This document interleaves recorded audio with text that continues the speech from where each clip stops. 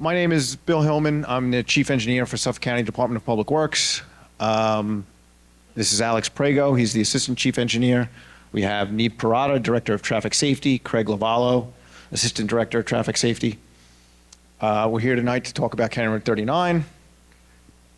So everybody in this room must be a Yankee fan, right? We will have Met updates for any Met fans that are in here. Maybe we'll be done by 8 o'clock and we have an hour ride home, but maybe you guys can catch the game. We can listen to it on the radio.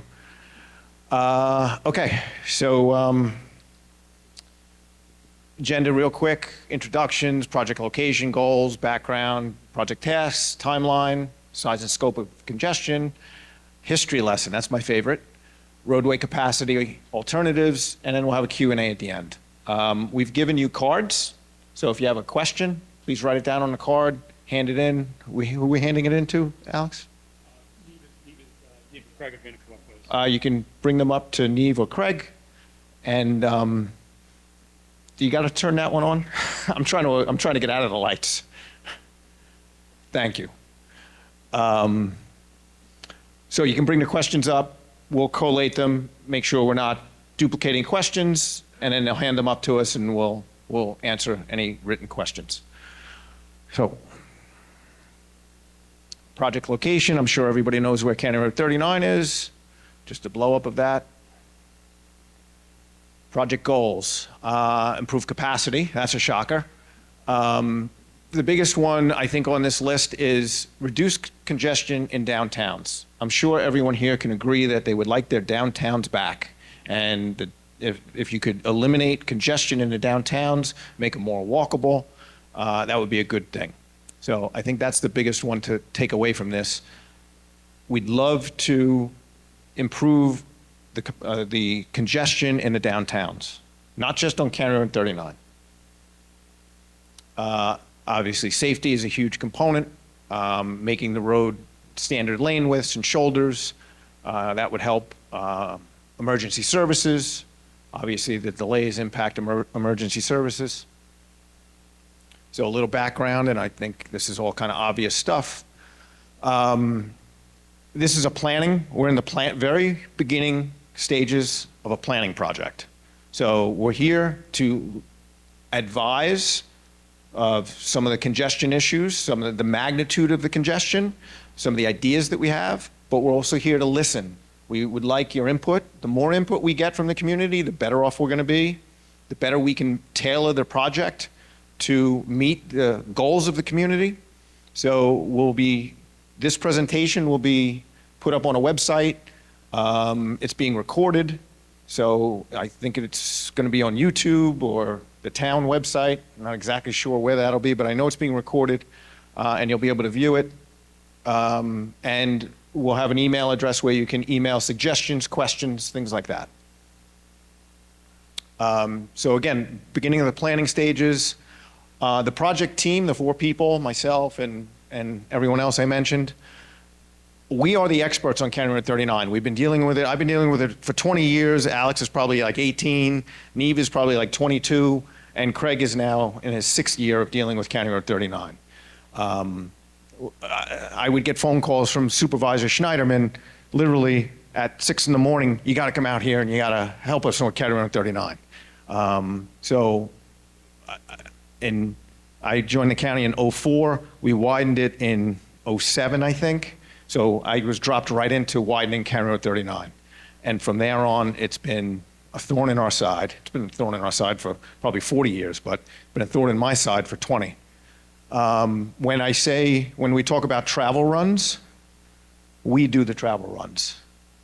We have driven the road countless times at 4 a.m. to 9 a.m. So when I say we're experts in it, we don't just sit behind the desk. We go out, we look at the roadway, we travel the roadway. When there's a problem, we go look at it. And we know exactly what the problems are, and we have an idea of what some of the solutions are. We'll get to that. We have to do more analysis. But when I say the 4 of us are the experts, there's no one on the planet who knows more about County Road 39 than the 4 of us. So we are the experts on this roadway. Project tasks, data collection, that's huge. We'll go over that a little bit more. Concept development, that's where we need input from the community. Planning and analysis, that's where we'll put all this data and suggestions into models, computer models that will analyze all these different alternatives, and it'll basically spit out whether it works or whether it doesn't work. And then we'll come back and we'll have a conversation with the community. This works, this doesn't work, and where do we want to go? So we want to build a consensus of what works, and then what of the projects or what of the alternatives that work, where do we want to go with those? Public outreach. This is the first meeting and public outreach that we're having. We will have many more of these. You will always have an opportunity through email, through public outreach to provide input and suggestions. There will be extensive public outreach. Project timeline, real quick. We are, pointer. We are where? Fall right here. This is the meeting we're having right now. We did the analysis. We collected data all here, and we'll then start to develop alternatives here and have additional public information meetings in 2025.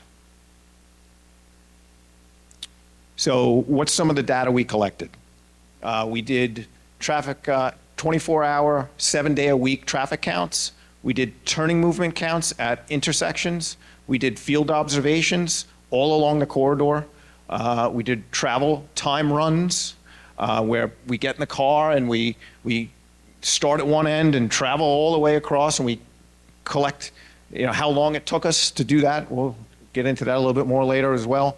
Origin destination, which is essentially figuring out where people are going once they cross the canal. There's only 2 points to cross the canal, as you all know, Montauk Highway and Sunrise Highway. So it's perfect. It's textbook traffic engineering. You collect the data of who's crossing the canal and where are they going. And you can do that via, it's really, with technology, it's fantastic through, Google and the little Google Waze, that kind of stuff is, all that data is available to us, and it's really fantastic. So in the summer of 24, in the AM, so this is speeds. So interesting. So you look at the red is slow moving, and so slow moving red, faster green. So you can see Sunrise Highway, here's the canal. Sunrise Highway is all red, and then when you get to County Road 39, it starts to turn to yellow. So we'll discuss that a little later, but the congestion is generally on Sunrise Highway. In the PM, it's reversed. Oh, hang on, my bad. Operator error. So on County Road, in the PM, you have all the red on County Road 39, and then it opens up and goes out onto Sunrise Highway. So this is that origin destination I was telling you about. Right now, the data we're showing has, this adds, if you add all this up, it's 54%.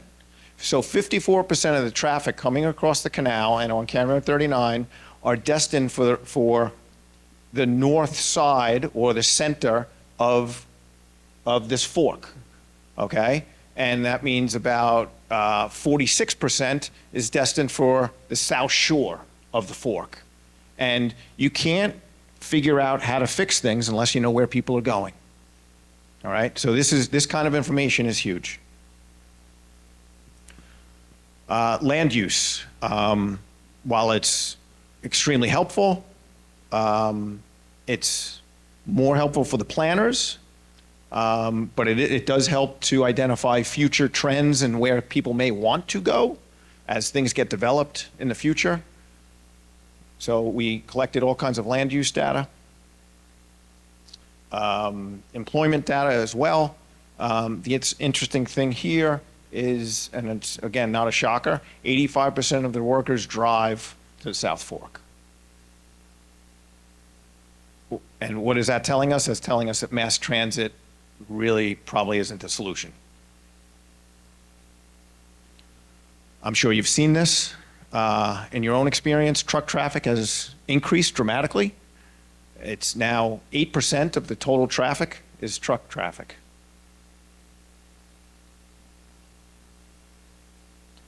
So now that we have all this data, what are we going to do with it? We have all kinds of different models that we utilize to evaluate alternatives. And so there's something called VISM, Synchro. There's a New York best practice model. So we take all this data, we put it into these models. First, what we do is we have the models and we correlate them to existing conditions.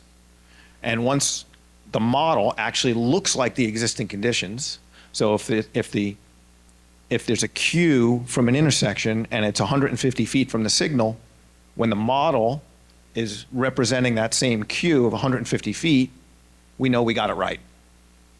So we make sure the existing condition model is correct. And then we take it and we put the proposed data in. What if we did this? What if we added a lane? What if we put a roundabout there? What if we put a bridge there? And now that we have the model correlated properly, that model can tell us what the future might look like, what the alternatives might look like. So travel times.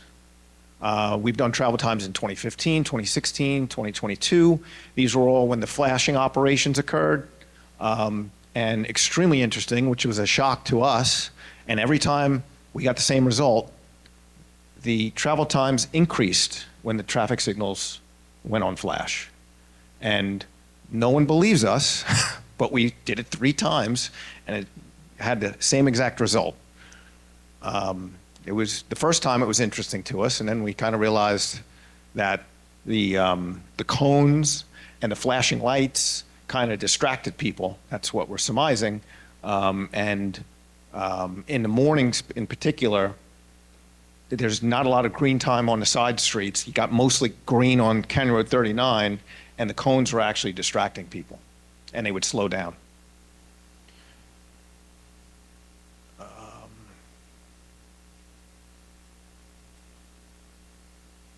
So 2024 travel times increased 30% as compared to 2022. That's a huge, huge statement as well. Congestion is getting longer.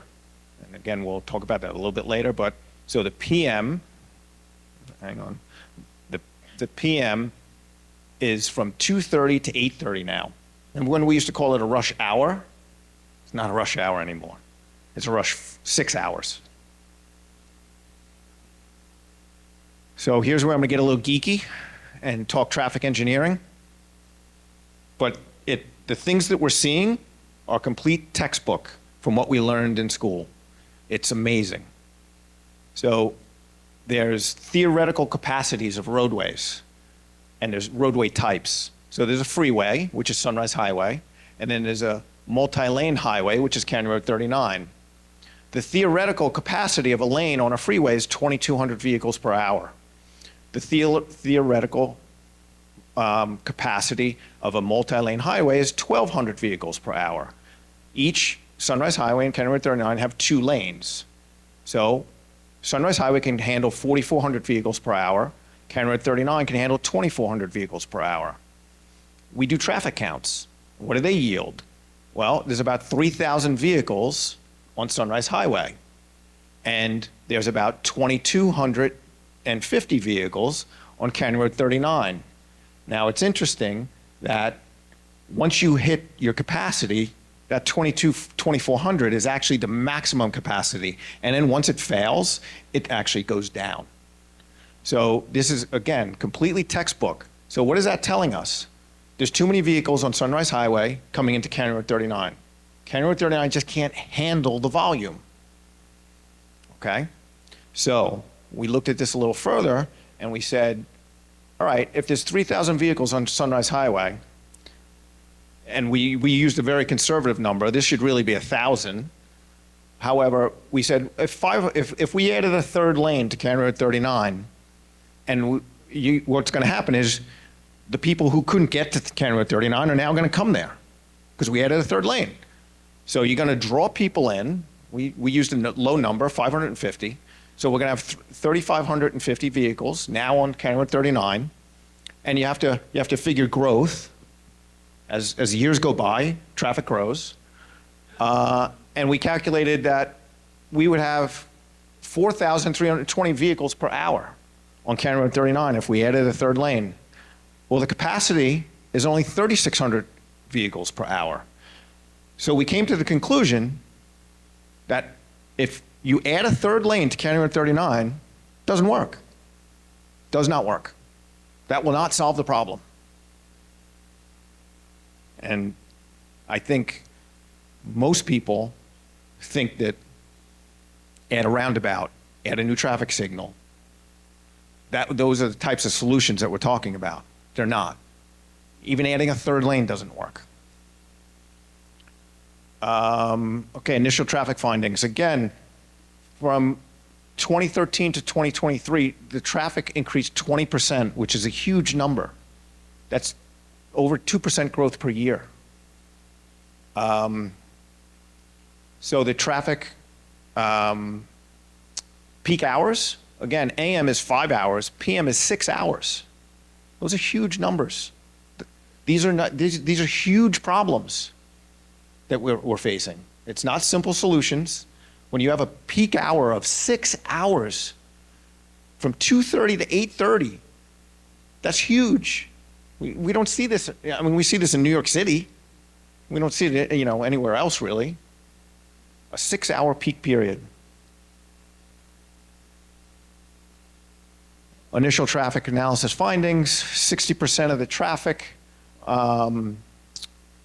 is going to points east of County Road 39. Again, 85% of the workers are driving. Crashes, they worsen everything. Every time there's a crash, again, I don't have to tell you that. Makes everything horrible. You get a crash and can't move anywhere. Obviously, emergency service is affected. All right, one of my favorite slides. So 1969, New York State approved $160 million. Think of that number, $160 million in 1969. It's a huge amount of money to extend Sunrise Highway. In 1970, the town performed their first master plan. In 1972, the community opposed the extension of Sunrise Highway. In 1974, the governor canceled the Sunrise Highway extension. That $160 million went bye-bye. 1984, New York State DOT did a South Fork transportation study. In 1986, the East End Transportation Council came into being, and they did a sustainable East End development called SEED. In 1999, Southampton Town did another comprehensive plan. In 2000, there was a transportation advisory task force that was created. In 2001, there was a Southampton intermodal transportation study. In 2005, there was a presentation given to the Regional Transportation Summit. 2009, there was a follow-up on that, on public transportation. So from 1969, when the problem was identified, to 2008, they studied it. Nothing was done. In 2008, Suffolk County widened. We had our first widening project, and then in 2013, we had our second widening project. So in 2024, here we stand. What are we going to do? We're going to study it. We're going to fix it. Another favorite slide. So that 1984 study that was done by New York State DOT came to the same conclusions we're going to come to today. I can guarantee it. So the solutions to the transportation problem on the South Fork cannot be confined or limited to only east-west roadways or just the state system. The situation must be viewed from an area-wide and system-wide perspective.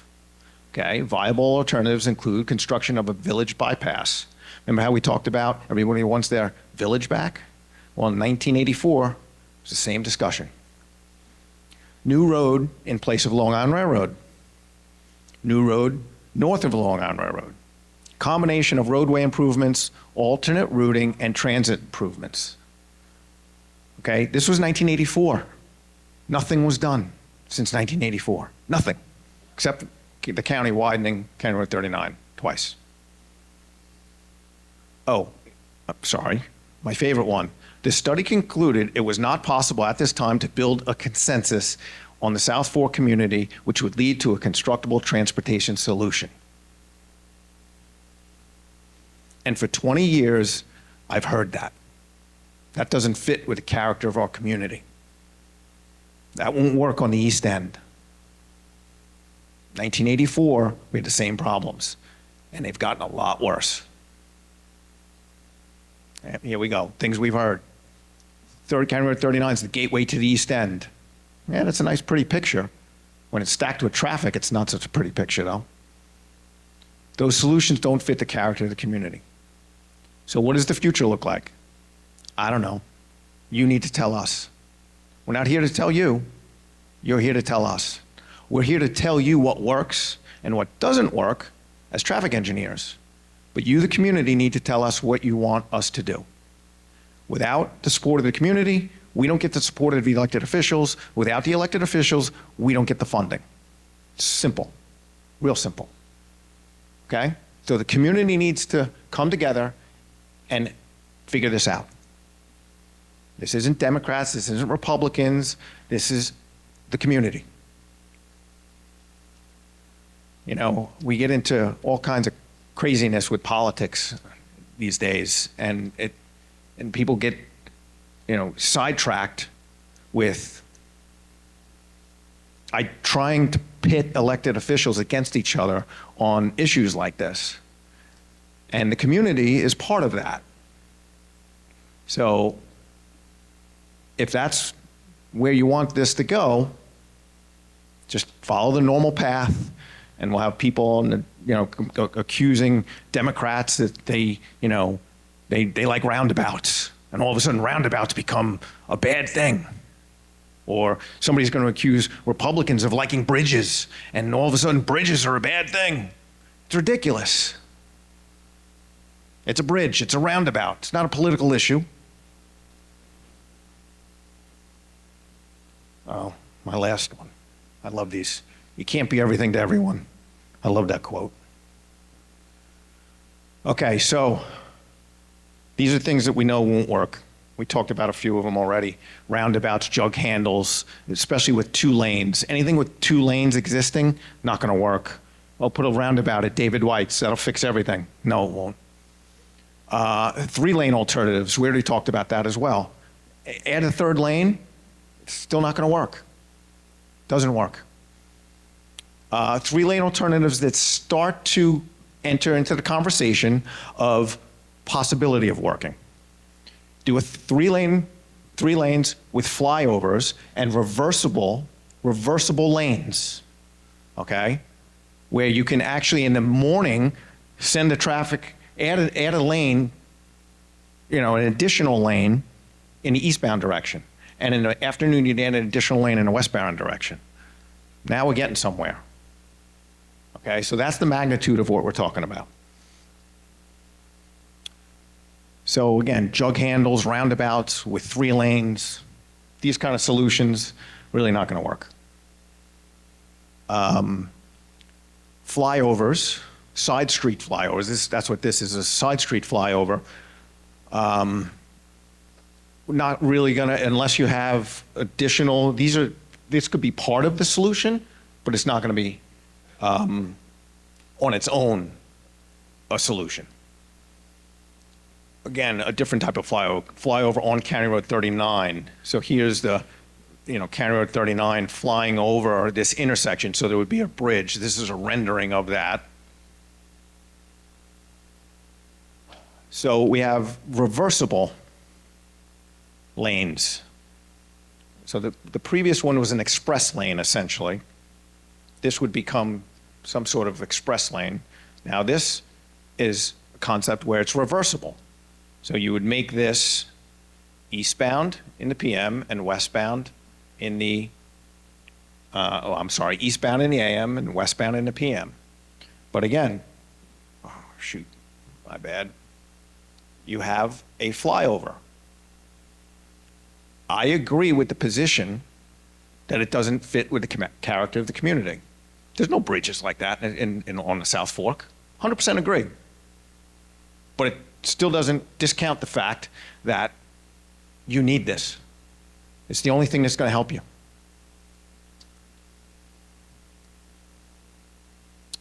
So, love this one.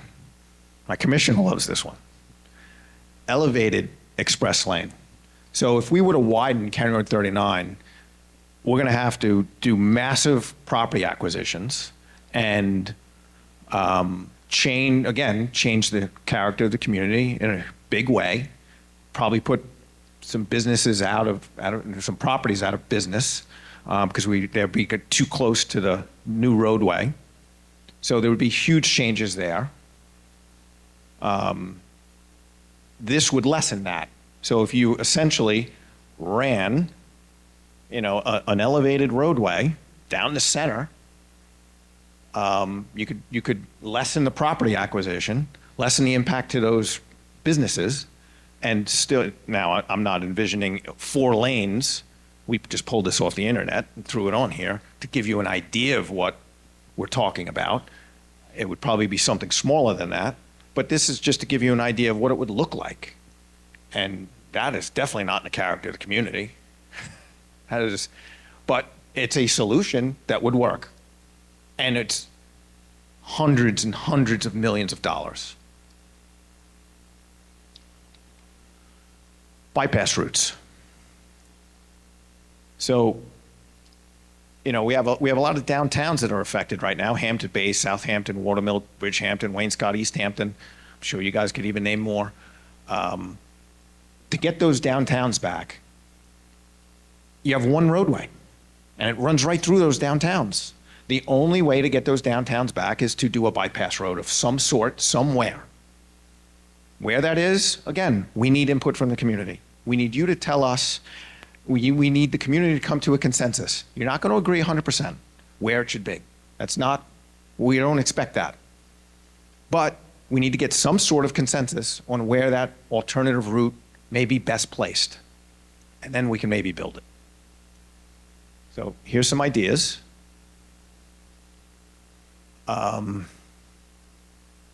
There's existing alternative routes right now, which Shrubland to Noyak, okay? Maybe that is improved.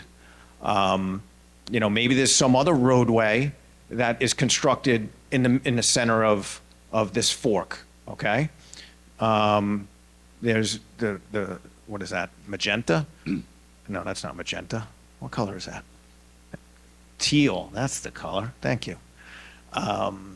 So 39 to 52, and then there's a LIPA right-of-way that we might be able to take advantage of, all right? And then you have the Long Island Railroad right-of-way, which is the purple. So, there are options for alternative roadways. However, we need to get to those start points. So, we might have to improve County Road 39. Say the LIPA right-of-way is the one that's selected, all right? We have to get to this point of the LIPA right-of-way. So we have to improve County Road 39 and 52 potentially to get to that point. And then there'd be an alternative road. So that's kind of the thoughts there. So what are we going to do with this opportunity? In 1975, again, we had the Sunrise Highway was canceled. In 1984, we had the South Fork Transportation Study. It concluded that no consensus could be built. 1996 to 2005, there were multiple other studies. 2008 and 11, widened County Road 39. In 2024, here we are. This will be a regionally significant, transformative project. And everyone needs to think of it in those terms. It's going to transform the South Fork because the conditions that you're in right now require it. Okay? We don't want to do it. We're not doing it just because we feel like building a huge project. the conditions require this type of improvement. The do-nothing alternative, quite honestly, is probably where I think we're going to end up. I hope we don't, but I've been doing this 20 years. I've been talking to this community for 20 years, and I don't know that everyone can galvanize and come together. That's why I'm being so blunt, and I'm encouraging you to do so, because it's the only way to fix this. But the do-nothing alternative, it's a real thing, and live with the congestion. Cape Cod does it. I mean, if anybody's been up there, it's very similar. There's 2 or maybe it's 3 crossings of a canal, very similar to the situation we have here, and they deal with the congestion. They have no plans, I don't think, to widen. So it happens, and if that's where we end up, that's where we end up. But it's going to be the community who pushes this project forward. We can give you guidance, we can give you alternatives, but the community has to take hold of it and say, this is what we want. If you want it, we'll build it. If you don't want it, we'll not build it. All right. So Alex will take any questions that we have. I'll turn it over to him. So we have a project email up here. Please take that down. Take a picture of it if you have your phones. We have a project website where we will put up information. We will have this presentation on there. If we get a copy of the video, we can maybe put the video on there as well. So we look forward to continuing the conversation. And again, I'll turn it over to Alex to answer any questions. Thank you, Bill. Great job.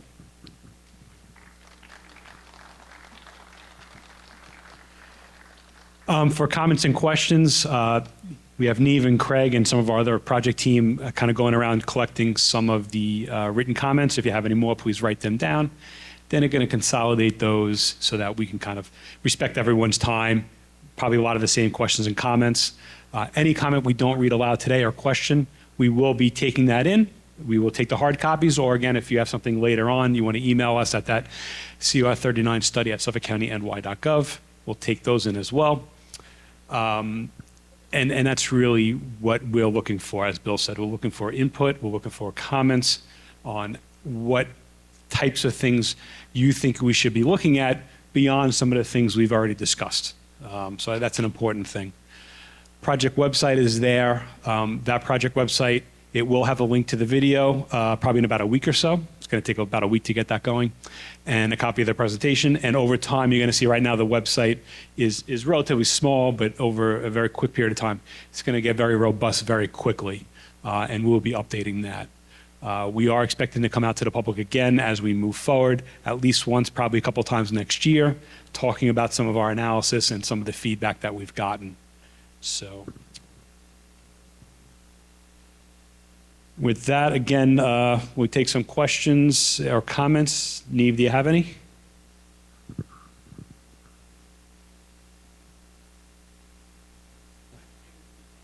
No. We're looking for written comments. Neve is consolidating all those for us. Thank you.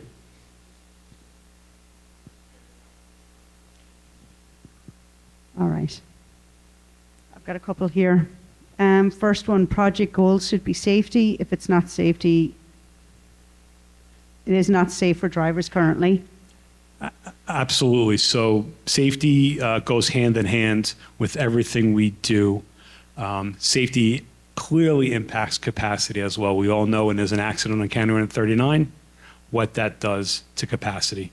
Safety is first and foremost, but it plays hand in hand with capacity, because a road that you can't drive on and it's not safe is not where any of us want to be.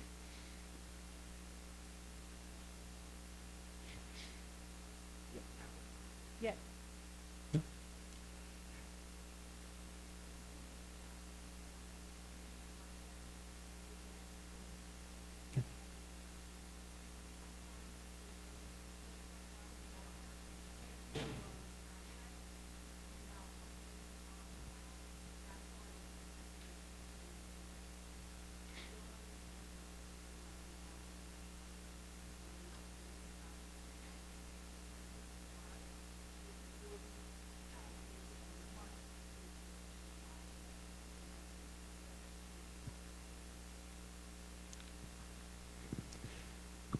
Thank you. She basically, she entered the entering exit. Long Island Railroad needs to be more robust. Long Island Road, we know plays into this. We did see on that slide that the percentage using Long Island Railroad is not a very high percentage in terms of the workers. Pushing for more railroad service, I think, is a good thing. However, how many workers in the morning and in the afternoons are going to get on there really depends upon a lot of things of, how close their work is to the railroad station. It's always those last miles that get in the way of that. Obviously, your trade parade doesn't play well into that as well, too.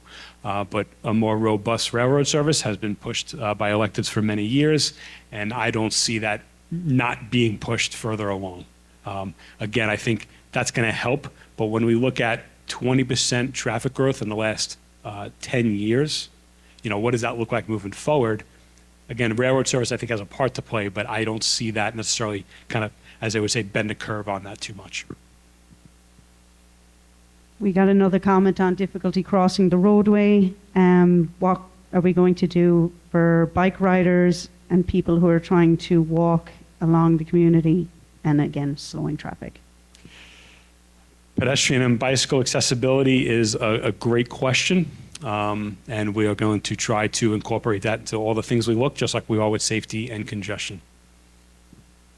Another comment regarding Long Island Railroad and using freighting for trucks. I think you covered that earlier.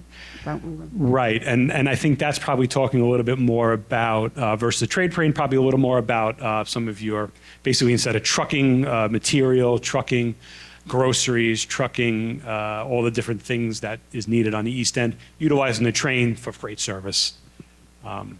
It's a great question. How that plays in, we'll find out. Or great comment, I should say.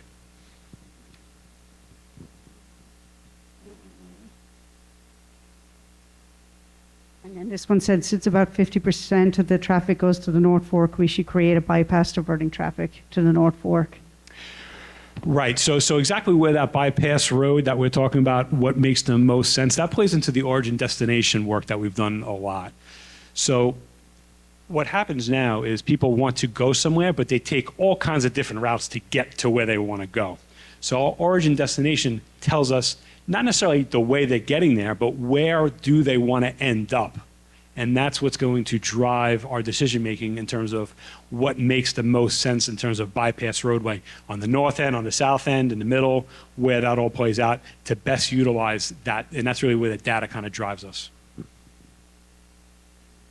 A question related to, do we have accident data? If you want to speak to what we gather. Yes, so we have, is it 3 years of accident data? Okay. 3 years of accident data. The accident history is the best predictor of accident future. And where those hot spots are is absolutely part of what we're looking at.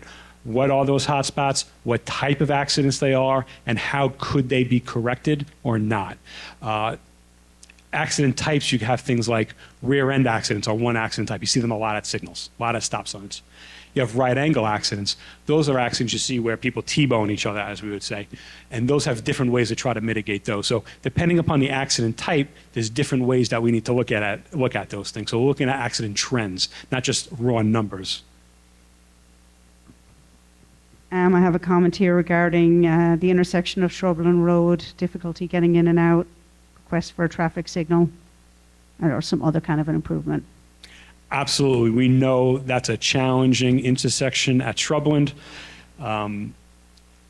What that looks like, again, we're going to be looking at this whole thing. What's going to happen there? What's happening at Tuckahoe Road? What's happening at Tuckahoe Lane? What's happening at Shrubland?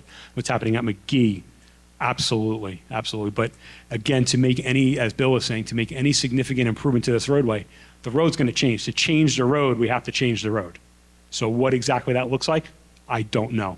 But those accidents and that access, we will be looking very hard at that.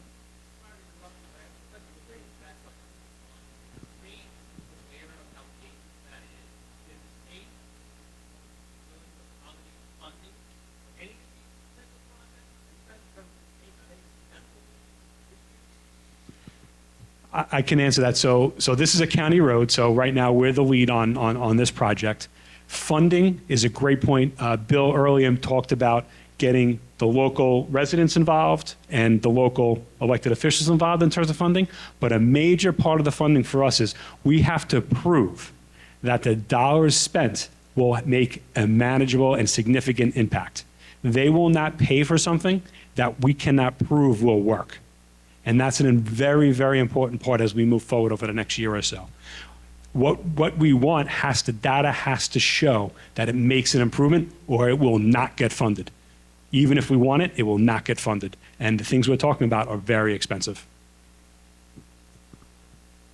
Just some comments here. Video enforcement is a necessity. Stop development, controlling access with curb cuts, and most accidents occur on 39, not on New York 27. So we'll talk about land use for a second. So when we talk about capacity of the roadway, we're talking about how many vehicles can be on the roadway. When we talk about that, the other half is demand, how many people want to be on that roadway. So moving forward, the land use decisions made in Southampton and East Hampton are very important, because if you start allowing more building, you're going to be drawing more traffic, which just exasperates the problems that we've seen for generations now. So land use, some of the recommendations of our study will be to the towns, East Hampton and Southampton, to some of the kind of land use decisions will help manage the growth moving forward on this road. What was the first part of that question, Neve? I'm sorry, there was... Video enforcement. Video enforcement. So automated enforcement, we know has a lot of challenges.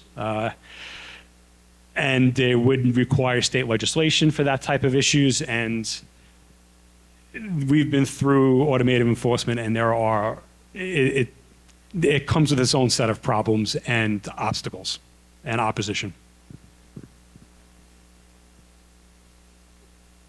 And basically, I have a comment here talking about looking at development, pushing development out east if we improve the section of the roadway. Yeah, and that plays into the if you build it, there will come scenario, and there is some legitimacy to that as well, which is why managing the growth, even while we're making these highway improvements or bypass roads or whatever we're doing, managing the growth is super important.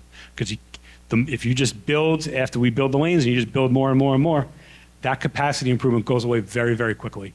And we've seen that over the last 20, 30 years.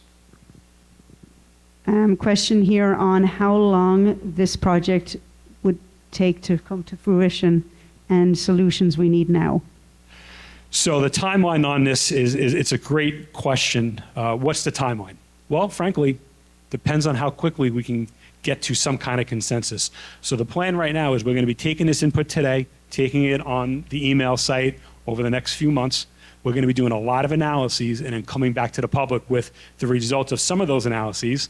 I'm expecting the next meeting we'll probably have more things to look at and have a little back and forth on that. Now the question becomes, how quickly can we, if we can, form some level of consensus, which then generates constructing and designing projects. So given the timeline, it's really dependent upon how quickly we can build consensus. I can't tell you how long it's going to take to design and build something until I know what that is. So we're very, very early in the process. So I really can't give you timelines. I can't even give you costs. I just know it's going to be expensive. Yeah, years. It's years. Yeah, thank you. And why can't we build a extend the multi-lane highway out to East Hampton? So maybe speak to the roadways we're going to be looking at. Right. Why can't we expand County Road 39 instead of ending at Montauk Highway? Why couldn't we extend it further east? And I think some of the slides we saw earlier about some of these bypass roadways, whether it's LIPA right-of-way, whether it's Long Island Railroad right-of-way, whether it's something else, that plays very well into that, exactly how we tee off and what that looks like. We're going to let that origin destination work kind of drive that ship. So I pretty much went through all the comments we got. Oh, okay. Don't know.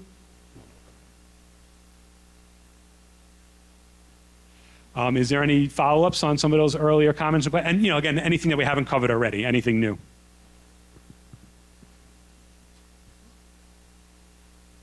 Right now, it's 35 miles per hour.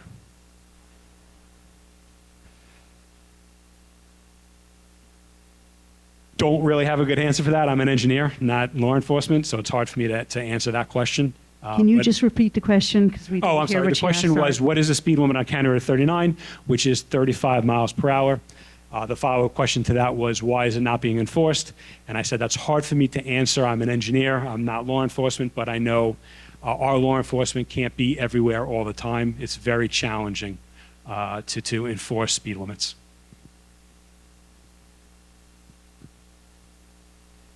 Sir, you had a question?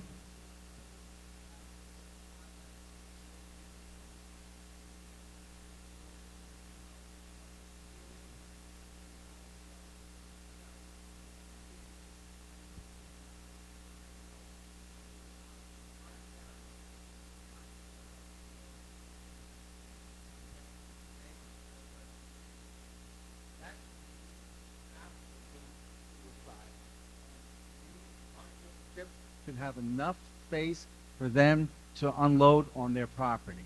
That's number one. Number two, trucks should be made to keep to the right. Too many trucks are in the left lane and all the cars are scooting around them. The other thing is out here, I know back in the day in Florida, they had smart traffic lights, they had video cameras, and the light would change when there was no traffic. Just coming here tonight, I had to wait at the intersection of 39 and 27. There were no cars coming at me on 39, but the traffic was backed up on 27 to wait to get through that light. So I would think that smart lights might be another alternative. Lastly, I think we really have to concentrate on safety. There was an article in last week's Southampton Press about the people up on Greenfield. They can't get out of their development. They can't get on the highway. I really don't give a damn how long it takes Mr. and Mrs. McMansion to get to their house. But I care about the year-round residents who live on Greenfield and other streets that should be able to get onto the highway and cross the highway safely. You go to Center Reach and Selden, there's a traffic light every couple hundred feet, but yet, for some reason, that traffic moves. Here it doesn't. I don't know why. I'm not an engineer. That's up for you to figure out. But I just feel there are certain small steps that could be made to make the road a little bit safer. Thank you. We're taking notes here, but if you want to also email that so we can make sure we really get that, that would be great. But we are taking notes tonight, so emailing it is really great because that way we have it, on the project record, and we can make sure we incorporate all of your comments and suggestions. So thank you.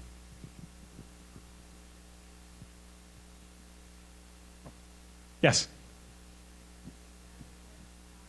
Presented about the traffic looking like it's going north, like up through North Sea and on Noyak.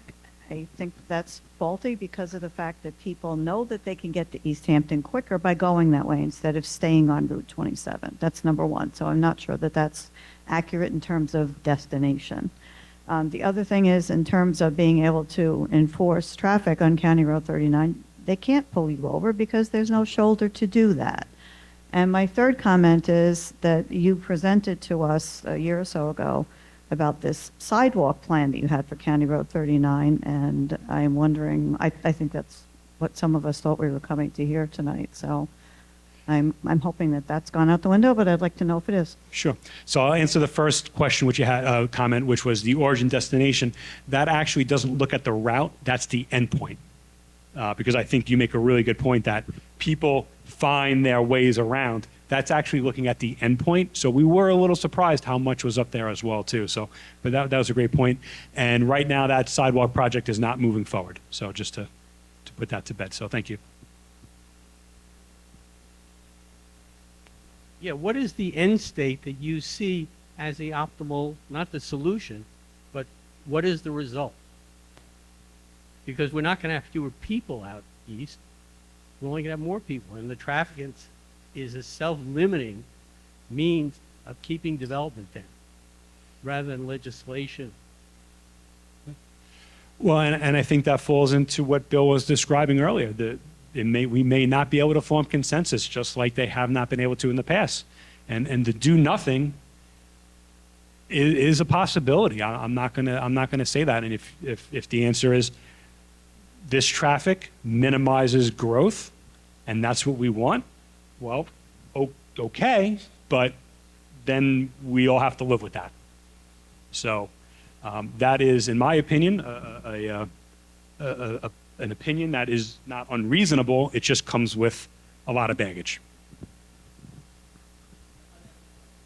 I mean, just that he was. Hi, thank you. One thing that was not brought up in this meeting, you're really concerned about going from east to west and then in the opposite. A lot of what I face as challenges and what the gentleman's speaking about is just trying to go north-south and back. It's a real problem when you start talking about we need to help the community because it's split right down the middle, 12 to 14 hours a day. So that's the first comment I was going to make, is that any solution that you have really needs to talk about how you advocate for that and help it. The second thing is these large structures that you're suggesting, one of the greatest impositions of this roadway, not only in the vehicles and the transportation and the circulation, is the noise. The ability for you to sit and enjoy your property quietly, and all of us who live here, is, I don't know how much time you've spent in any of the ponds or on the offsides. It's nearly impossible to sit outside and enjoy it. So raising this up and trying to control noise is going to be impossible. So those are more just comments rather than just written questions. Yeah, no, I appreciate the comments, and again, very valuable, and I understand everything you're saying. So, I'm just going to take a few more questions, just a few more. Okay, great. Well, first, I'd like to, as I've been rambling a little bit, I'd like to thank you for what you've done tonight in terms of communicating to us. So thank you for your time and energy. Appreciate what you've done thus far, and we look forward to hearing from you in the future.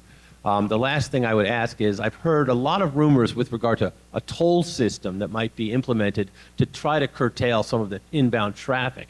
Can you provide any insight as to what you guys have learned or done or investigated with regard to a toll system that might help preclude so many people from coming out here? It's a great question. I've heard rumblings of that over the way, maybe not recently, but a year or so ago. Realistically, I don't see how that happens. That would be quite a legislative obstacle in terms of the politics involved and how we get there. It's a good question, but it's not really something that we so far have really looked at heavily. It hasn't really been something that we've seen a lot of people looking for. It's been mentioned, but I haven't really had a big push for that just yet.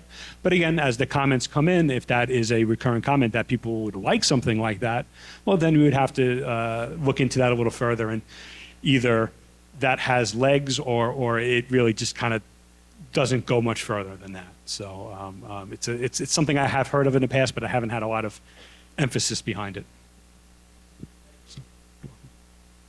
I had one question here on elevated roadways and how we would handle emergency services. That's a great question, and how we design the elevated roadways, how we design the roads underneath. There's an accident up on the elevated roadway. How is that accident being, whether it's a medical emergency, whether it's an accident, how are emergency services getting to those accidents? Absolutely. That's a great question, and we need to work on that. 100%.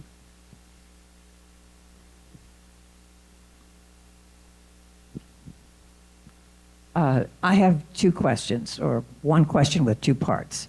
My observation, which is strictly personal, is that when we come off County Road 39, we squeeze down off the highway.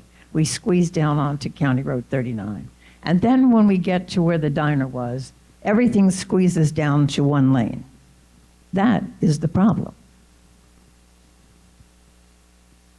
Thank you. We'll take 3 more questions or comments. That kind of ties into the question I have. Are you guys communicating with state engineers as far as for the eastern points of County Road 39 to kind of work together? We will be talking to them, but I think a lot of it plays into what Bill was describing earlier. Is I don't think anybody wants a lot more traffic on those roadways through those downtowns, because if anything, we want those downtowns back. So that's where the bypass road would really help.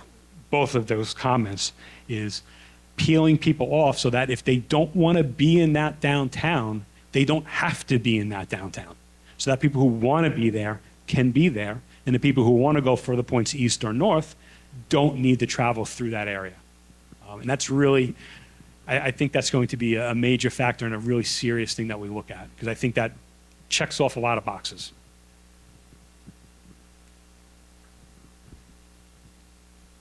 So the trade-off is that in order to save the downtowns, Watermill, Bridgehampton going out on 27, is you're going to destroy the residential areas that are in the northern area going through North Sea.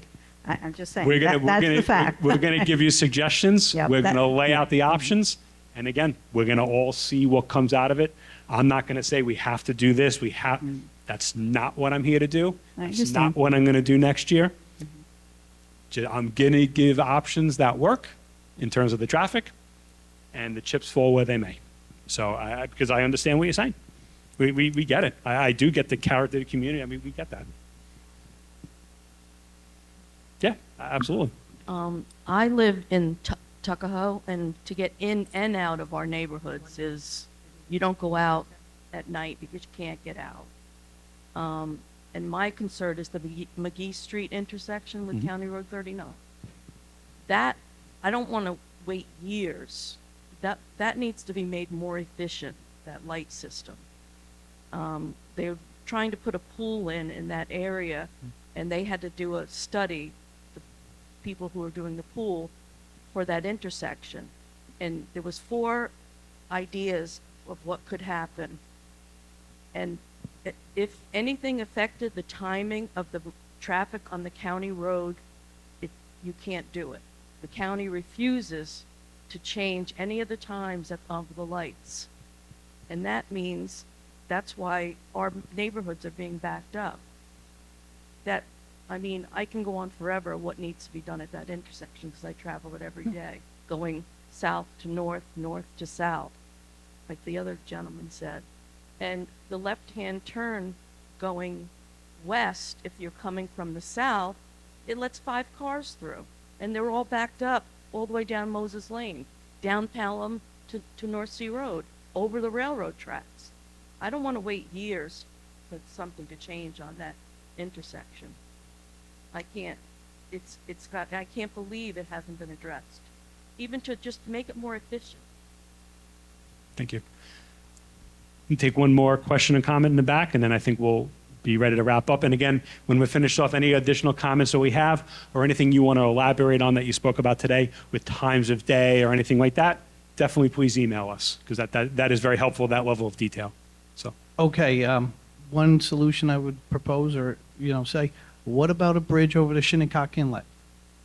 We got to get another crossing over a body of water here. I know it's a sensitive area, but we got to move the traffic. If you don't move the traffic, east and west, north and south, it's all affected. No one's ever talked about that. thank you.